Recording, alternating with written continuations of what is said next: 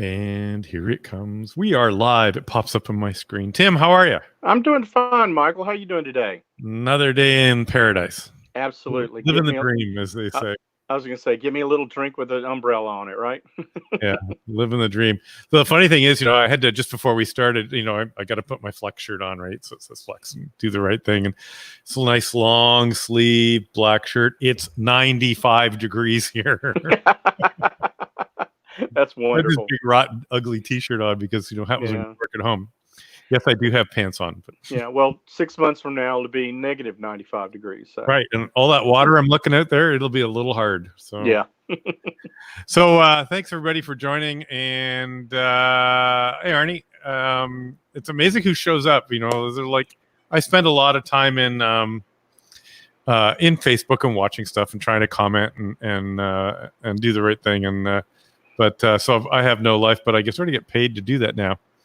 And we got some DX in there. We got I think it's Arnie is how you pronounce it, or is it Carl? So I apologize if it's wrong, but I've seen you everyone, and some Italians. I could use some more 6-meter DX that way.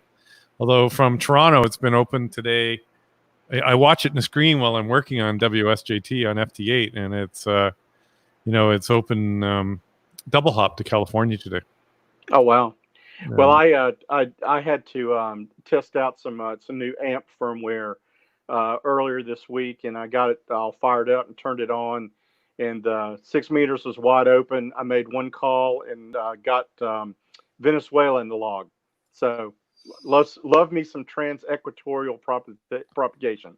Yeah, you're much further south than I am, and that you when the TE stuff happens, it's really got to happen for me, and I would love to get Japan in the log. And if you don't think, by the way, that you can't do it with like a 3-element beam, I think I mentioned this earlier. My friend Hugh, VA3TO in Toronto, he was literally sitting on his porch in the backyard. He had the laptop, he had a 807, had a beer sitting there, and he was watching the stuff roll by, and he heard a JA.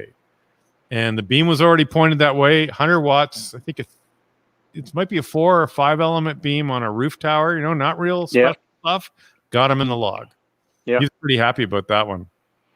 Well, I'm only able to put up 2 elements on 6 here, and I do get a little bit of help from the PGXL. About 4 or 5. Okay, you get a lot of help. Well, I'm only running off 120 volts, so I can only do about 600 watts. But still, it's enough to. I've got 328 6-meter grids in the log in the last 2 years, so not complaining. Right, and I can't remember his name. Well, who just did all the North America grids? He's one of he's gonna shoot me. Yes. I'm gonna get him on and talk about it. Yes, definitely. Boy, we're both brain dead today. Yeah, I was gonna say I'm looking right at the face and I can't think of the name. Yeah, I'll blurt it out about halfway through this conversation. Right. So now I'm super embarrassed because I have to do a club presentation tonight, and it's gonna come up. He's got a screenshot of his station. You can just see it there. I'm gonna have to go look. I got loose stuck in it. It's Craig. It's Craig. Yeah. There we go. Knew it would come. The neuron eventually fires. Right. That's a tough award, Eric. You're right. That's 488 grids? Yes. 488 grids in continental North America. Continental US. Yes. And sure some of those grids are really, really, really small. Yeah, well, if you get down to the last 4, you're going to, hey, I'll give you money if you go there, right? Yes. Type of absolutely. Thing. Hey, so we're going to talk about AGC-T, and this is long overdue. Arguably one of the most powerful tools in the radio, and uncommonly misused if you come from the commonly misused if you come from the superhit world. If you're the old school guy, like we were brought up, and I'm guilty too, where you would turn the AF gain all the way up and use the RF gain as your volume control. Not a bad method in that technology. Doesn't work in a software defined radio. It's just not the way it's designed. So So yeah, that's what we're going to talk about. Where do you want to start? Should we? We have a whole script we follow, right? Yes, absolutely. Yes, go down to line 37, Yeah. seventh word, fourth paragraph. Right. So I guess really the place to start is What is it? yeah, what is it, and how to use it. And so the AGC-T, or the automatic gain control, for those who may not, I'll get real elementary and then we'll go a little deeper. But the automatic gain control in the radio, and in all radios actually, the intent of it is to turn the volume down when you have a really strong signal come through, so that you don't blow your eardrums out if you're wearing headphones. Automatically. Yes, automatically. So it happens, so that that you have a constant listening level of volume, and that's essentially its intent. My car AM radio has one. Yes. Okay. So, if you built a U-Bit X, by the way, it doesn't have one, because I've got one. You know exactly what that's like. Yes. So like I said, all radios have an AGC-T, golly, I guess it was many years ago. I'm not even going to venture a guess, but in the early days of Power SDR, there was a lot of experimentation going on with the software, and through that collaborated effort came a concept of a dual attack AGC algorithm.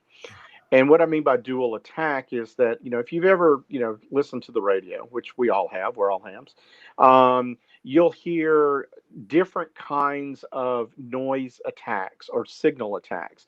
You could be sitting there, listening to a rag chew station, and then, all of a sudden a lightning crash will come through. Very short duration, very loud, but that's one type of thing.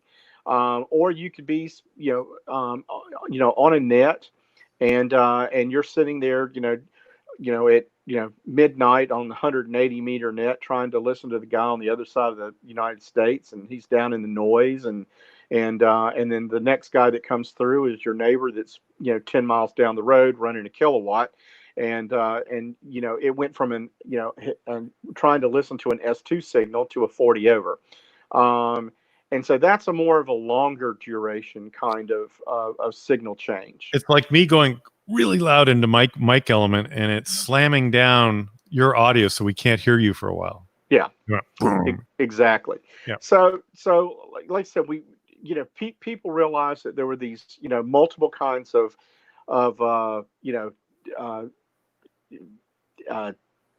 volume or characteristics that would cause the volume to go up.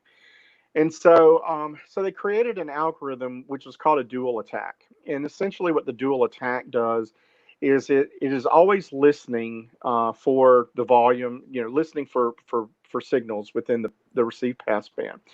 And it characterizes the type of signal.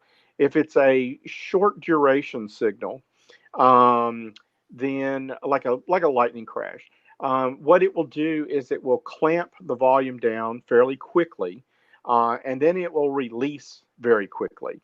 In milliseconds, right? And in milliseconds, yes. Right. And so that overcomes a situation where in the old AGC, a lightning crash like that would depress the volume, and then it would take a couple of seconds for the volume to come back up. And so, while the volume's coming up and you can't hear anything, he's giving you your signal report that you didn't get, and then the band changes and it fades, and you didn't get the P5. Yeah, we've all P5. We've all listened to these nets, right, where the other guy says, and I hear them every day today. Well, sorry, especially in the summer, static crash took you out. No, yeah. Really?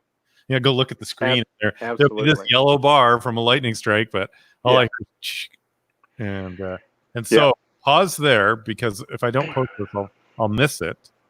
So we're gonna answer this question for Eric. Okay. But, let it pop up on the screen. I've heard you should be off for FT8. Local signals blow out everything if not on. And Well, this is a really good question, and surprisingly, I get it asked a lot. And the reason I get it asked a lot is because if you read the FT8 documentation, they say turn off your AGC, and for every other radio on the planet, that's a true every statement. super het radio. Yes, but for the Can I interrupt you there? Because Yeah. I can add a bit of color here. And the reason you want it turned off in a super het radio, it does not have, how do I want to word this? The selectivity for that gain control to operate correctly. Yes. Where we turn it into numbers, we have these little slices where we can deal with it correctly. Little slices of frequency spectrum. I'm trying to put it very simple. Yeah.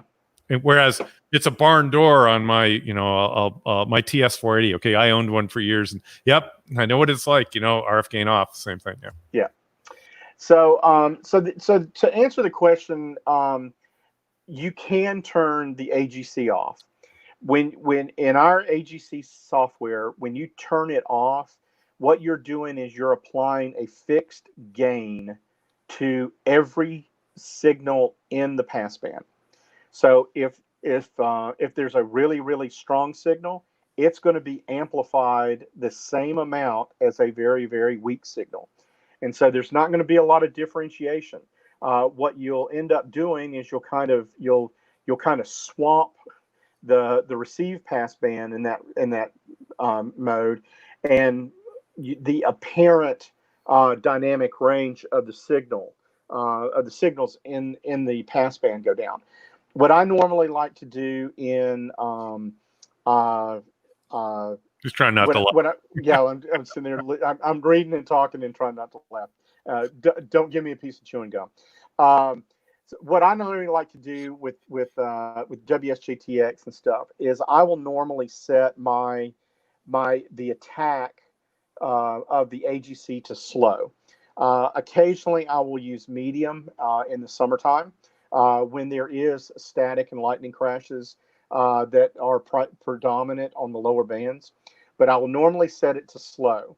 And the reason that I do that is that I want to utilize part of that dual attack algorithm, because FT8 signals are not short duration signals. They're like somebody talking. And so the AGC does not work on those type of signals as aggressively as it works on the static crashes. And so that's why I use the slow for that. So that answers that question. And it kind of jumped a little ahead because I was going to talk a little bit about the. Well, we can come back. But and you can tell if you're working correctly. If you're copying signals in FT8 down to minus 15, minus 20, and plus 15, plus 20. Yes. In the same 15-second cycle, it'll give you a good indication. You're pretty, you're in good shape. Yes, absolutely.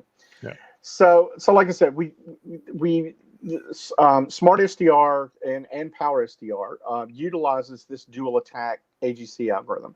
So it's very different than what you would normally see on superhets. And I believe that there may be one or two other radio manufacturers who have taken that open source software. You're welcome. And implemented it in their products. And we'll just leave it at that. But I was going to say that's the beauty of open source. So. Our AGC algorithm is a little bit different. Because of that, the way you set the threshold or the AGC-T is incredibly important and also very different. Like Mike said, in the old days, you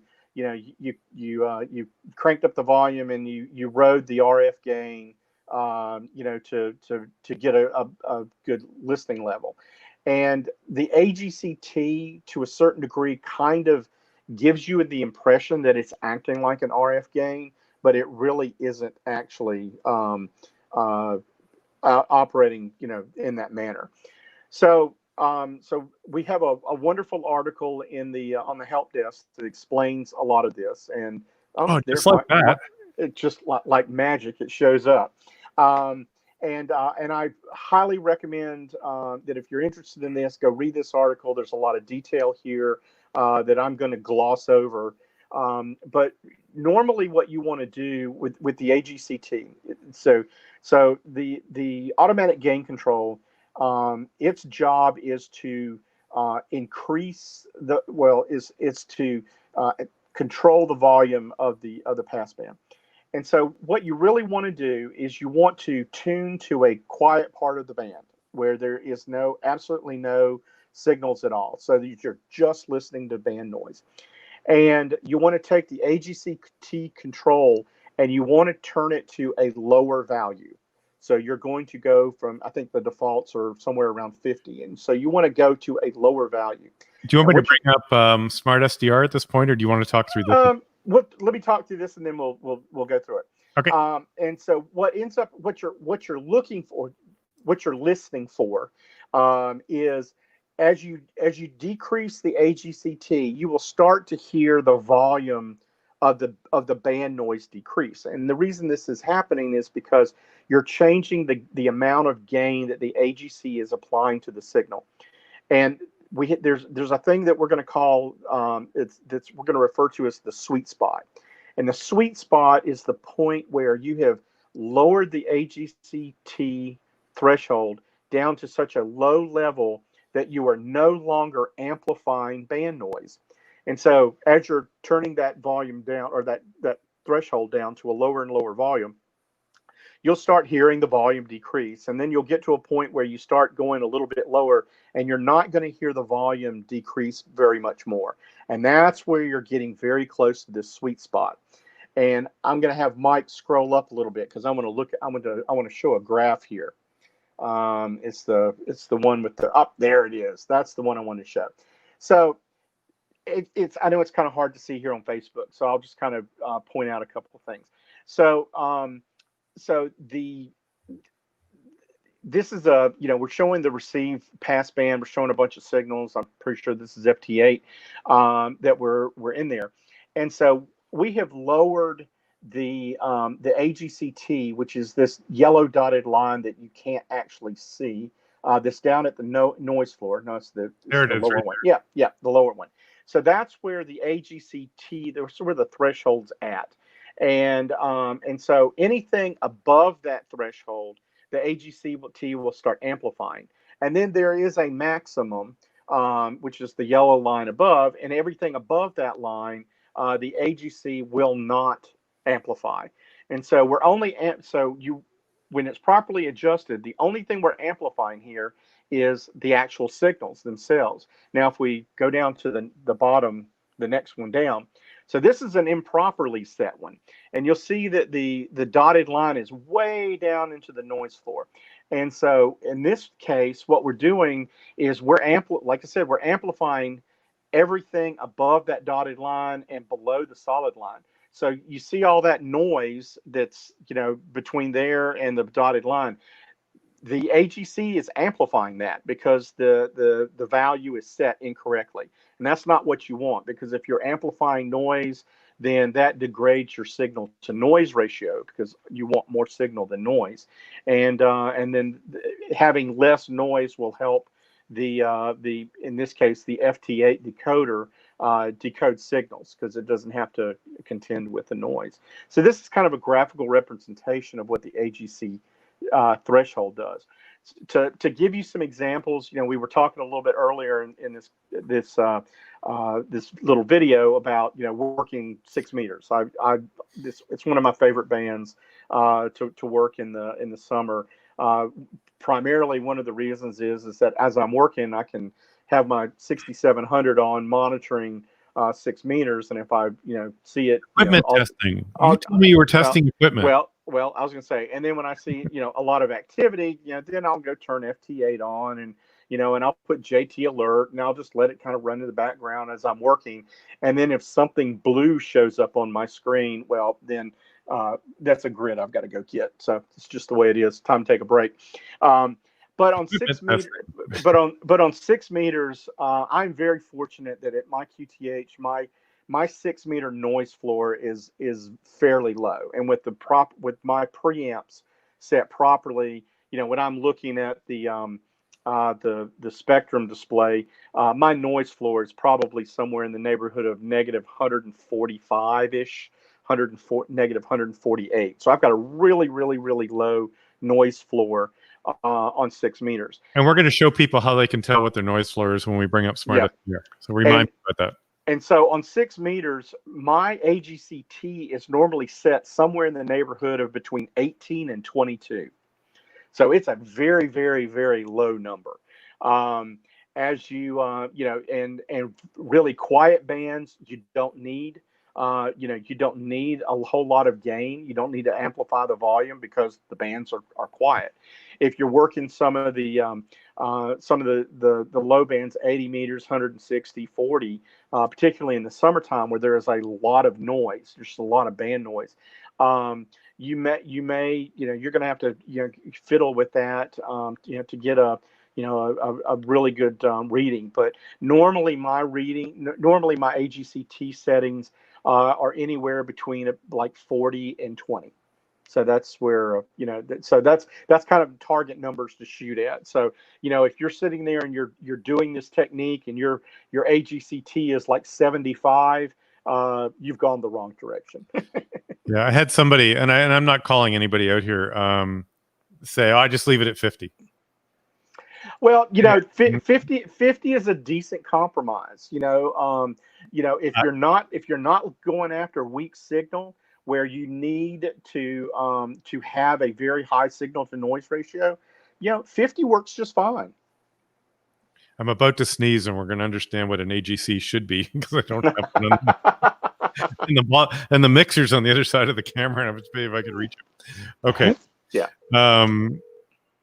Yeah, very good. So should we flip over to so in the document, by the way, very well written, printed off.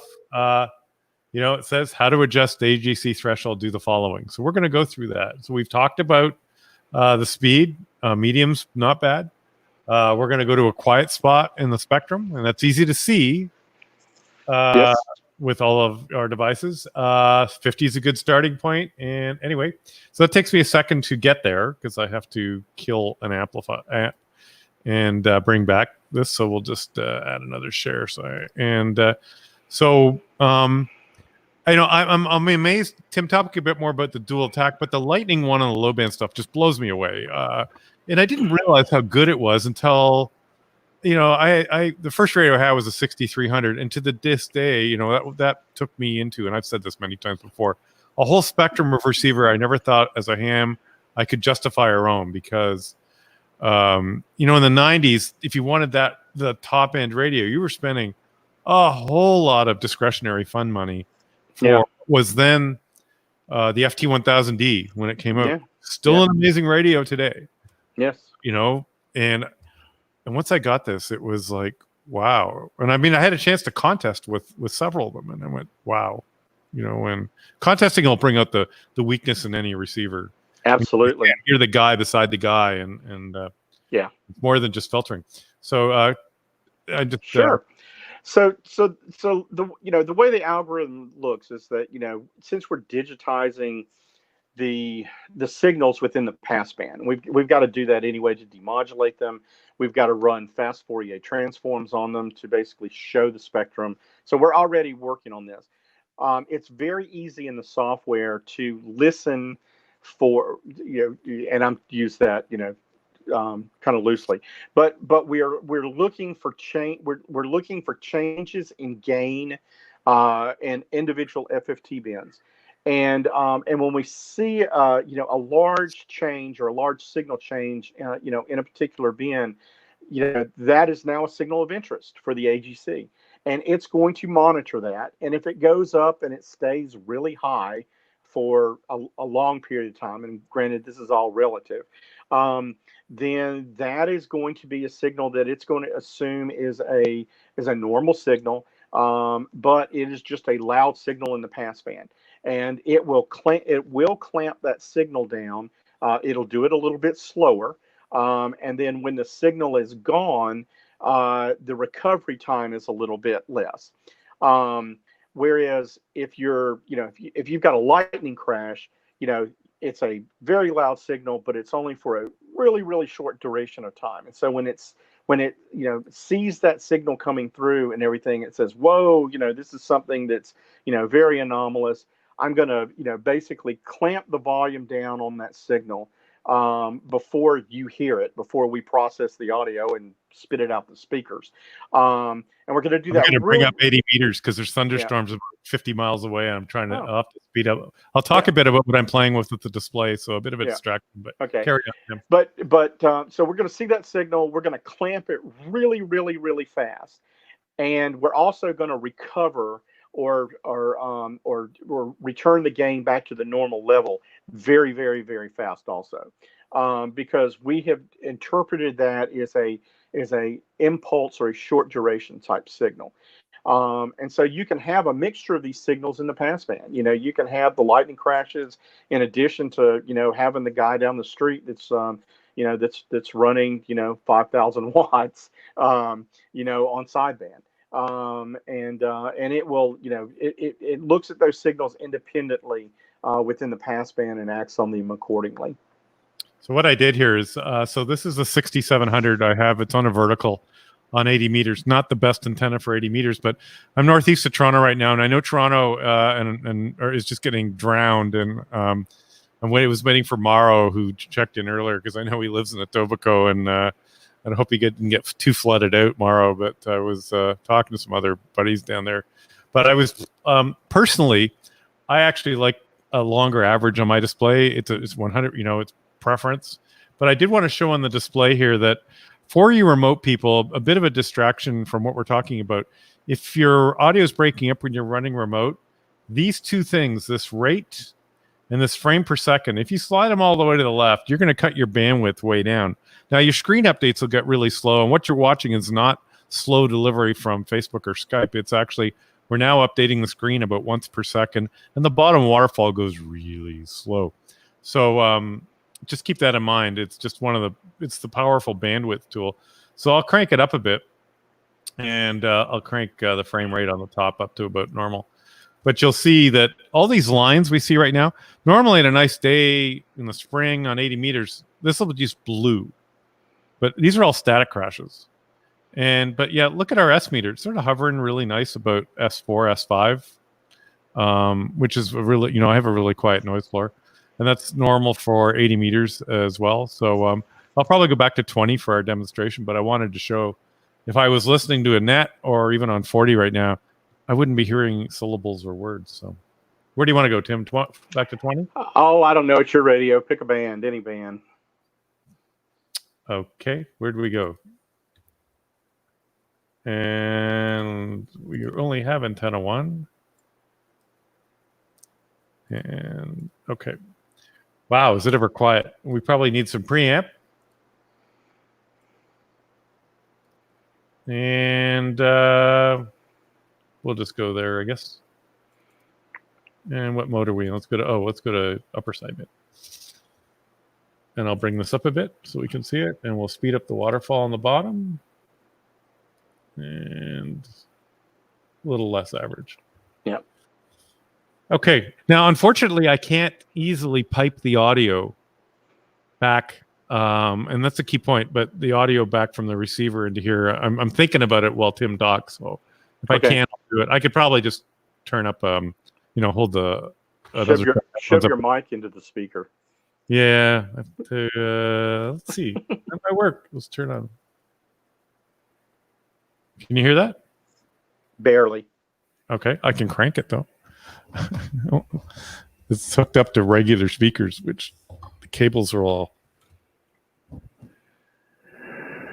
Oh, there we are, on the fly. Okay, so let me just mute that. Okay, sounds good.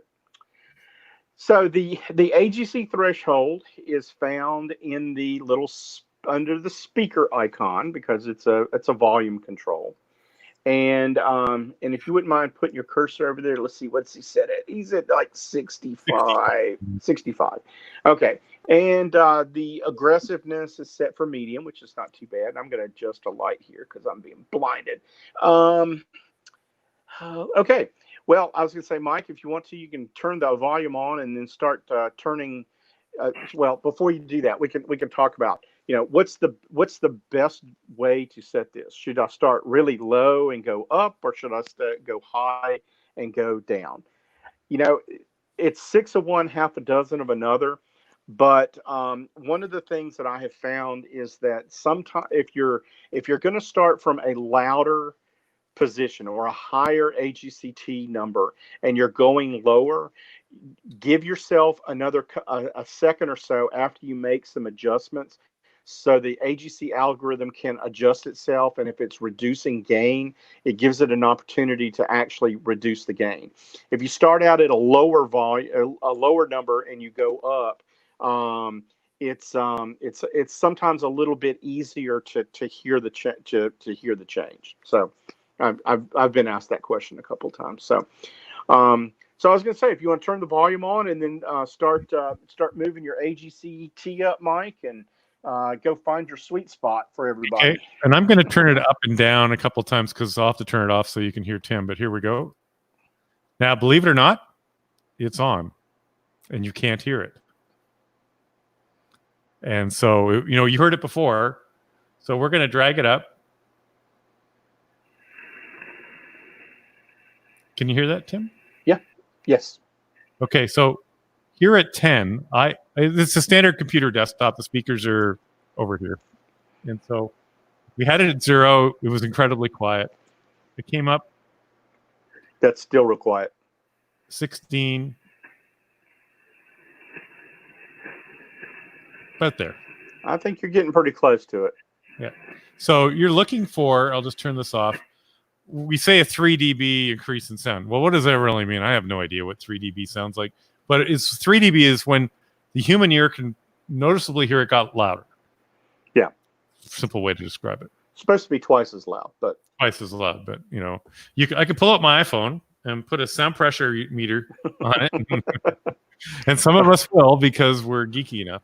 And then that's pretty much it. Now, it's not a set and forget. It's pretty much set and forget for a while until you change bands or you change antennas. I have a challenge when I flip back and forth between, if I'm doing 160 and I go to my receiving antennas, then that's a whole different world because I now go all my preamps on my receiving antenna, the AGC changes. So it's a bit of a, for the contester guys like me are actually doing, when you're flipping back and forth in a hurry, it doesn't work so well, but we've figured out ways around it. So that's AGC-T. And I hear this probably every day going, but if I do that, I'm going to miss the weak ones. Right? Not. Will not.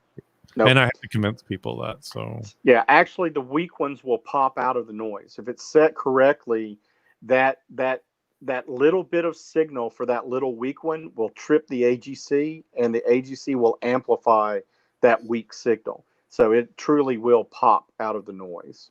Yeah. And so the key part here is we went to what is now not a quiet part of the band, but that's okay. It's easy to find another quiet part over here. And we just run that exercise. You get to the point too, you tend to know your antennas, your noise floor at different times of the day. I know that if I get on 80 meters, in 8 o'clock in the morning and listening to a bunch of my buddies, I know where it's set.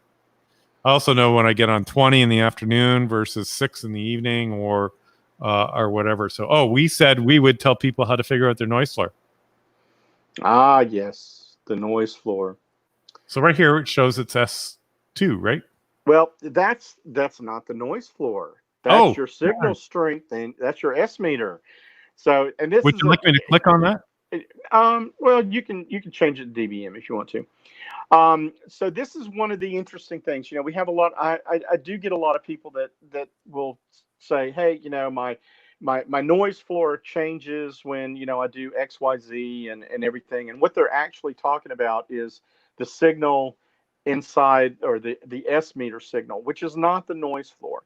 So the noise floor, for what you're looking at is, we can see signal here. There looks like there's kind of a horizontal line somewhere in the neighborhood of about negative 100, between 100 and negative 128 and negative 132, depending on if we're getting a lightning crash or not. But this is the noise floor. The noise floor is around 130 dBm. Now you'll notice that that the S meter up at the top might change its units to dBm also. That it's only registering like 112 or 110. Negative 114. You're saying, well, how come this reads negative 130 and the S meter reads negative 100 and whatever it is, 113 right now. So the way the S meter works is that we had talked a little bit earlier about fast Fourier transforms, and Mike alluded to the fact that we take little slices of frequency and we work on them. So when we generate a spectrum display, we're doing a fast Fourier transform on the RF, and this filter is actually is built up of a whole lot of little FFT bins, and so what we do for the S meter is that we take the signal power that is in each one of those FFT bins, and then we average them up. We add them up. We don't average them. We add them up. We sum them up or integrate them through the filter. And so that's what you're seeing is you're seeing the noise power or this within that particular filter. And I'm going to get Mike to do a little trick here. And to prove that I'm not lying to you, Mike's going to grab the edge of the filter and he's going to make this filter twice as wide. And I'm going to cheat. Yeah. What do you want it for? We're at 2.7. Yeah. Let's see. It's at 2.7. Go ahead and make it 4. Yeah. Let's make it bigger. By the way, before we go there, interrupt. So we went over here to sound, and here's our AGC-T. I also want you to look over here. It's the same control. You can see on the right middle, and you can actually drag. In case you didn't know, you can actually drag these. Change your order. Because I never use EQ, so I want the EQ at the bottom. You can actually take them out of the screen. Of course, it disappears from the presentation, but you can put them on a whole other monitor if you want, and which was nice. Okay, so back to where you are. You want to go from? Well, let's go to 2.1. Let's double the filter size. Okay, so we're going to go to we're going to go to 2.1. We're going to read the signal level here, and it's about what is that? Minus 114. Yeah, but we'll call it negative 115. So now click on the 4K filter. So we're going to essentially make the filter about twice the size, and you'll notice that the signal strength didn't change. Oh, it should have changed. This is like one of those presentations in high school, in grade 13 physics. Would that have to do with gain? No, it won't affect the gain. Go back to the 2.1 filter. So, there we go. Okay. It's just, I think your floor's too rapidly changing. Yeah, this is what we're seeing. I think we're seeing the noise floor jumping around way too much and stuff. But essentially, as you change the filter, you're going to change the S meter value. It's going to actually go up. There you go. I took the AGC and took it to slow. Okay. And so you're basically going to see that. So that's essentially what we're doing there. That's the S meter. I think there was a whole nother conversation on that a couple of days or a week or so ago, and we won't rehash any of that. You can go find that video and listen to it. Your life's a blur, isn't it? We did that 2 or 3 weeks ago. Yeah. Yeah. I was going to say, so the only time, well, it doesn't apply anymore, but I used to say that the only way I knew that it was a Saturday is that there were cartoons on the television in the morning. But that doesn't work anymore. So let's do this. What happens if I go down to 100 hertz? It'll get very small. Now look at my noise floor. Yeah. Now look at my S meter reading. Yes, they're getting very close. And that's part of the S meter conversation. And Phil Taylor said, "I wish my noise levels at the QTH were that low." I am lucky, I guess, Phil, to have a quiet QTH. I do club presentations, and one of them is titled "Anywhere You've Got a Great HF Station, You Got Crappy Internet." So I spent a lot of time here. and both this is our summer house. I'm fortunate that my wife has that I freeload at, family thing. And I spent a lot of time with chokes, mix 31, mix 43 chokes. And I spent a lot of time walking around with a 2-meter beam on a handheld and AM mode, aiming it at things. So I have found, we always blame our neighbors for noisy televisions or LED lights or whatever that, yeah, they exist, but I guarantee 80% of it's within your property and you can fix. And kick everybody out of the house for a weekend and do the breaker test where you run the radio on some batteries. There's two things I use. I have it's a Yaesu handheld with AM receiver in it for aircraft, and I set that about 100 megs, and I go around and I start holding it up to things, and you'll know when you find one because it just pegs it. And I just do it when nobody's home. And then I had a real ugly one, and I walked around the house with an Arrow antenna, for satellite work, handheld satellite work, and I aimed it all over. And sure enough, I found it was the power supply for a webcam, and it was actually outside. It was an outside webcam. I'd gotten lazy and run an extension cord around the house and up into the eavesdrop, and it was just underneath the eaves, and there was this power. It wasn't an outside power supply, but it wasn't ever getting wet. And sure enough, aimed it right at it. It was such a noise generator. It was great. So that got cut up into little pieces and tossed out to electronic scrap too. And it's easy to replace this stuff. It's not hugely expensive anymore. And you've got so much invested in your hobby, whether it's radios and antennas and feed lines, that it's worth spending the time to hear things. And yeah, I hear people go, the band's dead. And it's not. It's just that the quieter you are, the more you can hear. How profound. I stole it. All right. I think I stole it from the Black Hat guys, actually, is where I saw it. That or the Dalai Lama, one of the two. No. So all right, do we have any questions that anybody's posted that we need to get before we wrap this up? No, I think I attacked the FT8 one, which seems to be the biggest one, and turning it off. And maybe we should reach out to Joe Taylor, who spoke at our dinner, 18 months ago, I guess now at Dayton, and maybe he could say this does not apply to SDR designed radios because the technology is different. So, but anyway, well, perfect. Well, then you've got all the people that call their radios SDRs because they have a little bit of software inside of them. They aren't. So that's a whole other conversation to have. Okay. You have one other message to deliver. We talked about it in this morning's meeting about version 2.4. Oh, yes. I'm supposed to give a public service announcement. So, and why? This is serious stuff. This is this is very serious. We did some data mining with our SmartLink data that we get, and one of the things that we can do is that when you're registered for SmartLink, and your radio basically phones home into our SmartLink server to let your SmartLink account know that you're online. One of the pieces of data we collect is what version of software you're running. Now, this is just metadata. Yeah, this is just metadata. This is, it just makes sure that, because, there's, when you see when the radio's in the chooser, you can hover over your cursor over it. It'll come up and it'll tell you what firmware you're using, what your serial number is, and all that. This is radio metadata, and it's what we capture and be able to send down to you so you know what's going on. And so we took a look at this, and we know that there are a group of users out there that have not upgraded their Smart SDR software beyond the 4.9 version for several reasons. 2.4.9. 2.4.9, because there's still an outstanding issue with the ATU, which we're very aware of, and the guys are working on it.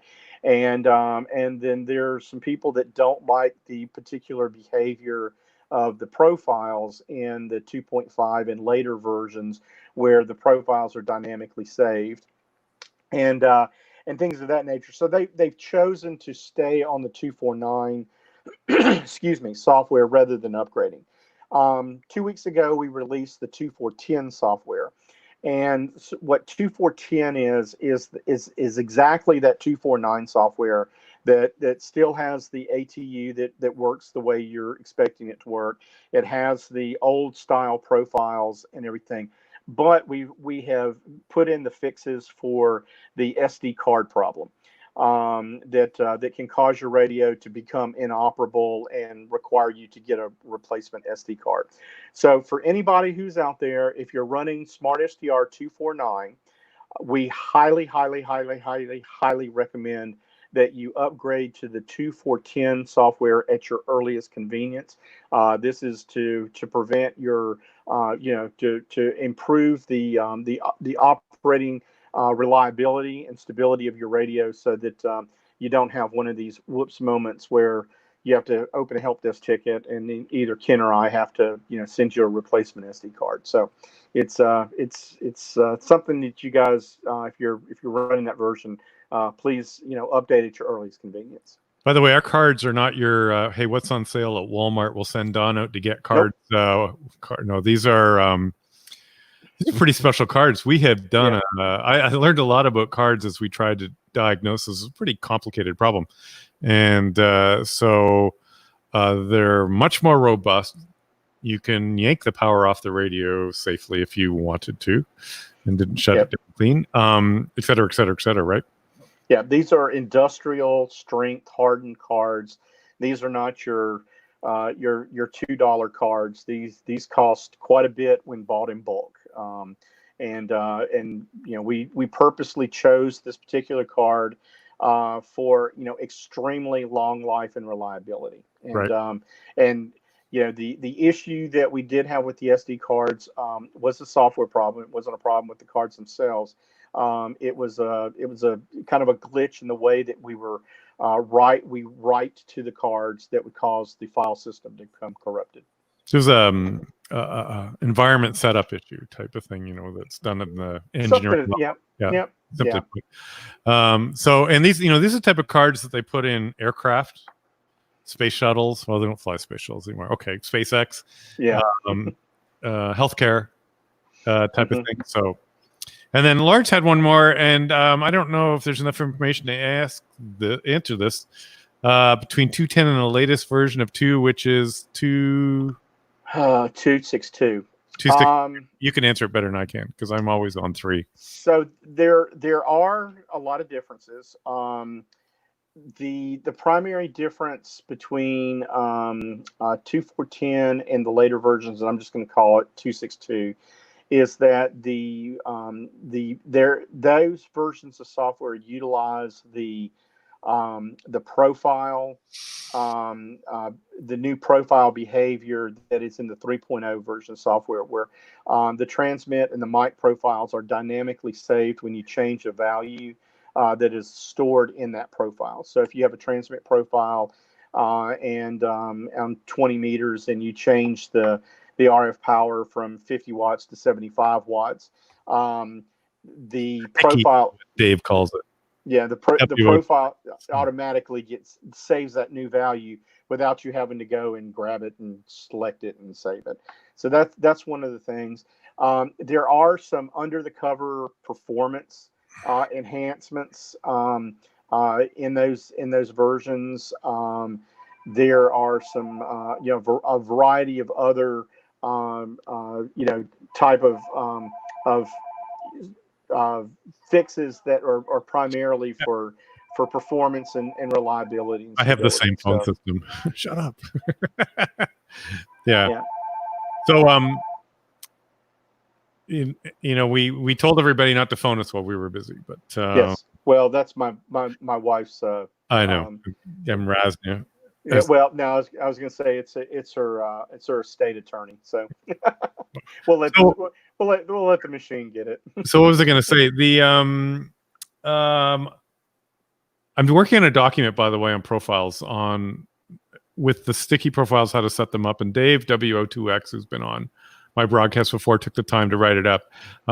We tend to vet stuff a bit before we publish it, so I've trying to get time from guys like Tim and a few other key individuals in the company just to read through it and make sure it makes sense. And I'll probably send it over to the Alpha team members as well to see if there's there may be some other tricks that are better that other people in their workflow have come with better ideas.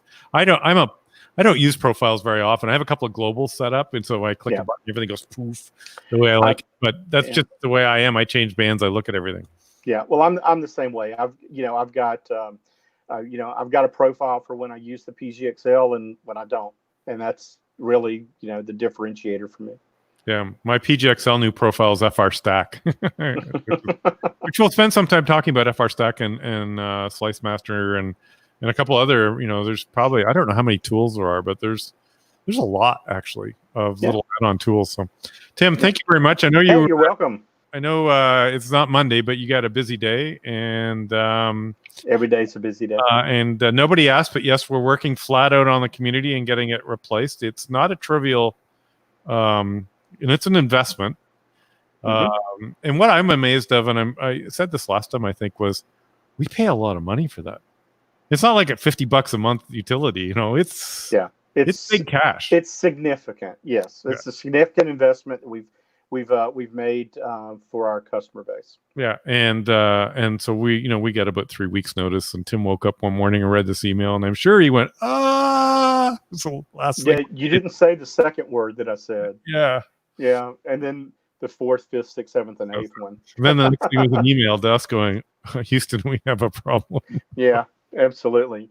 But yes, we are. We're making some progress. We've selected a vendor. We're in the very beginning stages of standing that system up, and one of the first